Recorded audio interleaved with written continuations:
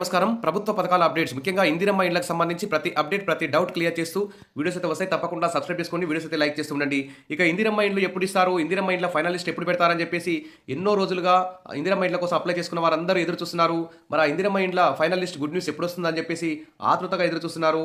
మాకు సొంతింటి కల నిజమవుతుందా కాదా మరి అని ఎదురు చూస్తున్నారు. ఇలా ప్రభుత్వం ఇన్ని రోజులు ఆలస్యం చేయడం పట్ల చాలా అసంతృప్తిగా ఉన్నారు. వెంటనే ప్రభుత్వం ఇందిరమ్మ ఇండ్లకు సంబంధించిన ప్రతి సమస్యను పరిష్కరించి నిజమైన అర్హులకు ఇందిరమ్మ ఇల్లు కేటాయించాలని చెప్పేసి కోరుకుందాం. ఇక్కడ చూస్తే న్యూస్ కూడా వచ్చింది. వేగంగా ఇందిరమ్మ ఇల్లు నిర్మిస్తాం, యుద్ధ ప్రాతిపదికన లబ్ధిదారులను ఎంపిక చేస్తాం, కలెక్టర్లు మరింత క్రియాశీలకంగా వివరించాలంటూ గృహ నిర్మాణ శాఖ మంత్రి పొంగులేటి శ్రీనివాసరెడ్డి అయితే ఇక్కడ చెప్తున్నారు. ఇక పేదల గుర్తింపు ఇందిరమ్మ ఇళ్లకు సంబంధించిన వివరాలు మండల పరిధిలో ఎండీఓ, పురపాలక పరిధిలో కమిషనర్లకు అయితే చేరాయి.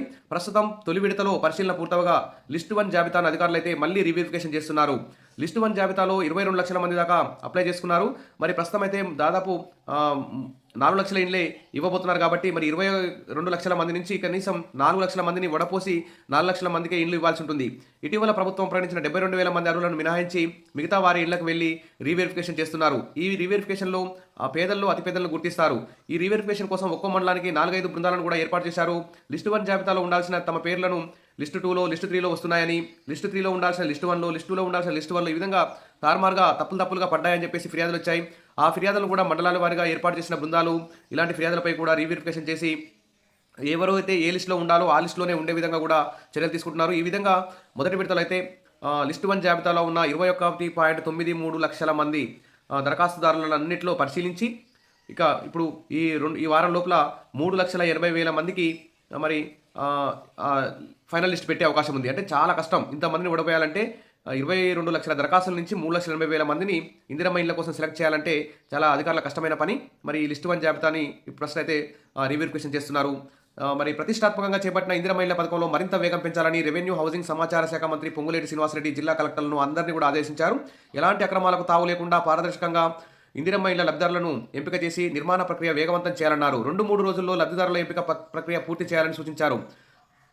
ఆదివారం రాత్రి తన నివాసంలో కొండా సురేఖ, ముఖ్యమంత్రి సలహాదారు వేం నరేందర్ రెడ్డి, పార్లమెంటు సభ్యులు, శాసనసభ్యులు, కలెక్టర్లతో సమీక్షా సమావేశం నిర్వహించారు. ఈ సందర్భంగా మంత్రి మాట్లాడుతూ ఇందిరమ్మ పాలనలో ప్రజలందరికీ ఇందిరమ్మ ఇళ్ల నిర్మించి ఇవ్వడమే ఇందిరమ్మ ప్రభుత్వ లక్ష్యమని చెప్పారు. ప్రభుత్వ ఆలోచనల ప్రకారం కలెక్టర్లు పనిచేయాలన్నారు. ఇందిరమ్మ ఇండ్ల పథకంలో కలెక్టర్లు మరింత యాక్టివ్గా ఉండాలని, ఇందిరమ్మ ఇండ్ల పథకంపై కలెక్టర్లకు ఏమైనా సందేహాలుంటే డైరెక్ట్గా నన్నే అడగొచ్చని, టైం వేస్ట్ చేయకూడదని హితవు పలికారు. లబ్ధిదారుల ఎంపికలో స్థానిక ఎమ్మెల్యేల అభిప్రాయాలు కూడా పరిగణలోకి తీసుకుని కలెక్టర్లే తుది నిర్ణయం తీసుకోవాలన్నారు. లబ్ధిదారుల ఎంపికలో నిరుపేదలకు అత్యంత ప్రాధాన్యం ఇవ్వాలని సూచించారు. నిర్మాణం పూర్తయిన డబుల్ బెడ్రూమ్ ఇండ్లకు సైతం లబ్ధిదారులను ఎంపిక చేయాలన్నారు. అసంపూర్తిగా ఉన్నటువంటి డబుల్ బెడ్రూమ్ ఇళ్లను కూడా కాంట్రాక్టర్లు పూర్తి చేయని పక్షంలో లబ్ధిదారులే పూర్తి చేసుకునేలా చర్యలు తీసుకోవాలని ఆదేశించారు. వచ్చే వేసవిని దృష్టిలో పెట్టుకుని సాగునీరు, త్రాగునీరు ఇవన్నీ కూడా పూర్తి చేయాలని చెప్పారు. ఇక గ్రామాల్లో రీవెరిఫికేషన్ ప్రక్రియ కోసం అధికారులు అయితే ప్రారంభించారు. ఒక్కొక్క నియోజకవర్గానికి 3,500 ఇళ్లు ఇవ్వాలని ప్రభుత్వం నిర్ణయం తీసుకుంది. జనవరి 26న 72,000 మందికి ఇచ్చారు. ఇంకా 3,80,000 మందికి ఇప్పుడు ఈ వారంలో లిస్టు 1 జాబితాలో ఉన్న 22 లక్షల అప్లికేషన్లు పరిశీలించి 3,80,000 మందికి ఫైనల్ లిస్ట్ పెట్టాల్సి ఉంది అన్ని గ్రామాల వారీగా. మరి ఇప్పుడు గతంలో ప్రకటించిన జాబితాలు మినహాయించి మిగిలిన రాష్ట్ర వ్యాప్తంగా ఉన్న అన్ని మండలాల్లోని అన్ని గ్రామాల్లో, పల్లెల్లో సైతం అర్హుల ఎంపికపై దృష్టి అయితే పెట్టింది ప్రభుత్వం. మరి రాష్ట్ర వ్యాప్తంగా అందిన ఇందిరమ్మ ఇళ్ల దరఖాస్తుల మేరకు ఇందిరమ్మ ఇళ్ల యాప్ ద్వారా గతంలోనే దరఖాస్తుదారుల ఇళ్లకు వెళ్లి పూర్తి వివరాలు నమోదు చేశారు. అప్పుడు దరఖాస్తుదారులను 3 జాబితాలుగా లిస్టు 1 సొంత స్థలాలు ఉన్నవారు, లిస్టు 2 సొంత స్థలం కానీ ఇల్లు కానీ లేనివారు, లిస్టు 3 ఇతరులు ఈ విధంగా చేశారు. మరి వీటన్నిటి కూడా రీవెరిఫికేషన్ అయితే చేస్తున్నారు. ఇక జిహెచ్ఎంసీ పరిధిలో కూడా మరి వార్డు సభలు కూడా వచ్చే వారంలో ప్రారంభమయ్యే అవకాశం ఉన్నట్టు ప్రభుత్వం అయితే చెప్తుంది. ఇక ఇందిరమ్మ ప్రజాపాలనలో ఇళ్లను నిర్మించి ఇవ్వడమే ప్రభుత్వ లక్ష్యం. యుద్ధ ప్రాతిపదికన ఇందిరమ్మ ఇళ్ల లబ్ధాలను ఎంపిక చేయాలి. కలెక్టర్లకు అధికారులందరికీ ఆదేశాలు జారీ చేశారు. Wish all the best. త్వరగా మీ అందరికీ కూడా 2-3 రోజుల్లో లబ్ధిదారుల ఎంపిక ప్రక్రియను పూర్తి చేయాలని మంత్రి అయితే సూచిస్తున్నారు. ఇది ఒక గుడ్ న్యూస్ అని చెప్పుకోవచ్చు. ఎందుకంటే ఎన్నో రోజులుగా ఎదురు చూస్తున్న ఇందిరమ్మ ఇళ్ల ఆశాభావాలకు ఈ ప్రకటన ఒక గుడ్ న్యూస్ అని చెప్పుకోవచ్చు. ఈసారైనా మరి చెప్పిన టైంకి చెప్పిన ప్రకారం ప్రతి గ్రామంలో, ప్రతి పల్లెలో నిజమైన అర్హులకి ఇందిరమ్మ ఇళ్ల ఫైనల్ లిస్టు పెడతారని చెప్పి ఆశిద్దాం.